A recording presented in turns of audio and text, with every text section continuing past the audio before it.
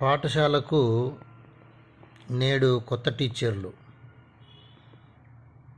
అమరావతి ఈనాడు. Mega డిఎస్సిలో నియమితులైన కొత్త ఉపాధ్యాయులు సోమవారం నుంచి పాఠశాలలకు హాజరు కానున్నారు. కొంతమంది వివిధ శాఖల్లో పనిచేస్తూ డిఎస్సిలో టీచర్లుగా ఎంపికయ్యారు. ఇలాంటి వారంతా ఆయా విభాగాల్లో రిలీవ్ అయ్యి కేటాయించిన పాఠశాలల్లో చేరాలి. అభ్యర్థులు సమర్పించిన సర్టిఫికెట్లు ఎప్పటికైనా నకిలీవని తేలితే ఎంపిక రద్దవుతుంది అని పాఠశాల విద్యాశాఖ వెల్లడించింది. మొత్తము